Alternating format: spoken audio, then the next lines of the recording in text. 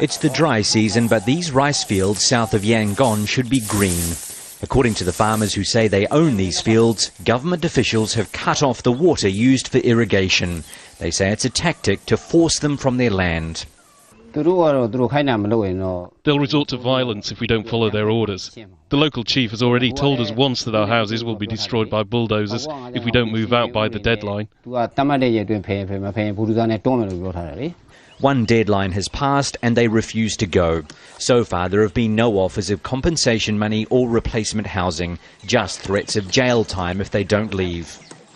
The eviction notices are up and their time would appear to be running out.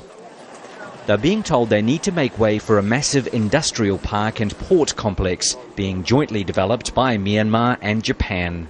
As Myanmar continues to open up, many sections of society are colliding. There is certainly a need for more investment and more development, but on the other side, people affected by some of that development are becoming more emboldened. They feel they can now fight for their rights. Regular protests are being staged by farmers around the country. This group says their land was seized several years ago by businessmen close to the military government at the time. They've moved back in and are blocking access to the properties. Nearby, large warehouses are being built quickly, presumably in the hope the development of the land will be too far advanced to reverse.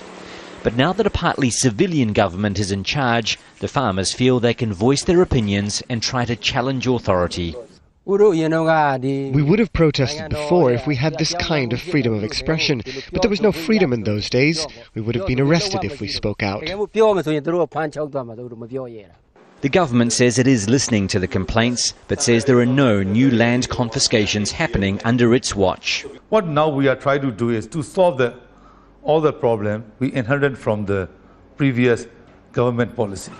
But according to the people here, the land seizures are continuing. It's just that now they feel they can resist. Wayne Hay, Al Jazeera, Tilawar, Myanmar.